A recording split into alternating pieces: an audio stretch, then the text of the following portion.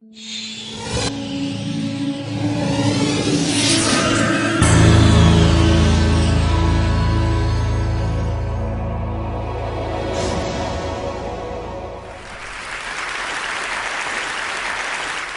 often do we hear that people just don't care?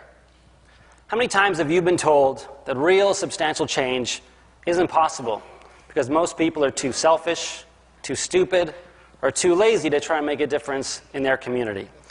I propose to you today that apathy as we think we know it doesn't actually exist, but rather that people do care, but that we live in a world that actively discourages engagement by constantly putting obstacles and barriers in our way. And I'll give you some examples of what I mean. Let's start with City Hall. You ever seen one of these before? This is a newspaper ad. It's a notice of a zoning application change for a new office building, so the neighborhood knows what's happening. As you can see, it's impossible to read. You need to get halfway down to even find out which address they're talking about, and then further down in tiny 10-point font to find out how to actually get involved. Imagine if the private sector advertised in the same way. If Nike wanted to sell a pair of shoes and put an ad in the paper like that.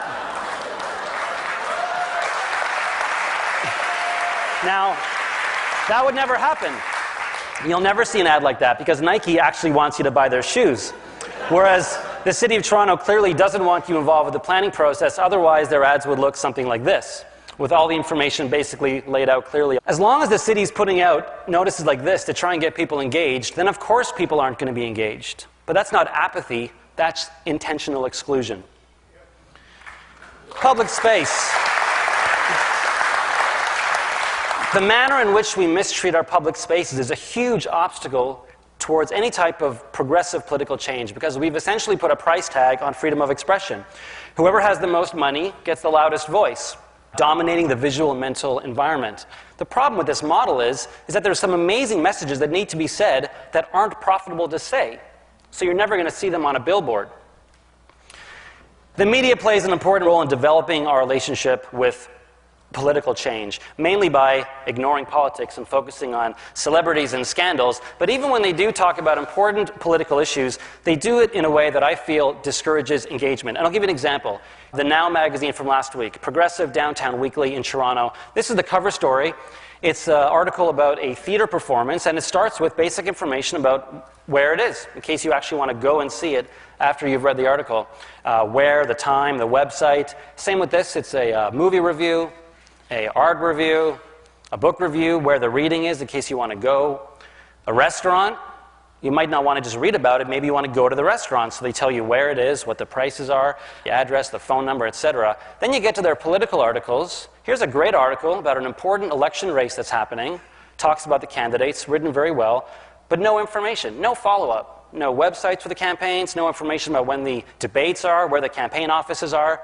Here's another good article about a new campaign opposing privatization of transit without any contact information for the campaign. The message seems to be that the readers are most likely to want to eat, maybe read a book, maybe see a movie, but not be engaged in their community. And you might think this is a small thing, but I think it's important because it sets a tone and it reinforces the dangerous idea that politics is a spectator sport. Heroes. How do we view leadership? Look at these 10 movies. What do they have in common? Anyone? They all have heroes who were chosen. Someone came up to them and said, "You're the chosen one. There's a prophecy. You have to save the world." And then someone goes off and saves the world because they've been told to, with a few people tagging along. This helps me understand why a lot of people have trouble seeing themselves as leaders, because it sends all the wrong messages about what leadership is about. A heroic effort is a collective effort, number one. Number two, it's imperfect. It's not very glamorous, and it doesn't suddenly start and suddenly end. It's an ongoing process your whole life. But most importantly, it's voluntary. It's voluntary. As long as we're teaching our kids that heroism starts when someone scratches a mark on your forehead or someone tells you that you're part of a prophecy, they're missing the most important characteristic of leadership, which is that it comes from within. It's about following your own dreams uninvited, and then working with others to make those dreams come true. Political parties, oh boy. Political parties could and should be one of the basic entry points for people to get engaged in politics. Instead, they've become, sadly, uninspiring, and uncreative organizations that rely so heavily on market research and polling and focus groups that they end up all saying the same thing, pretty much regurgitating back to us what we already want to hear at the expense of putting forward bold and creative ideas. And people can smell that, and it feeds cynicism.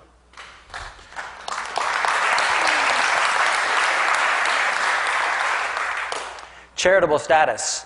Groups who have charitable status in Canada aren't allowed to do advocacy. This is a huge problem and a huge obstacle to change because it means that some of the most passionate and informed voices are completely silenced, especially during election time. Which leads us to the last one, which is our elections. As you may have noticed, our elections in Canada are a complete joke.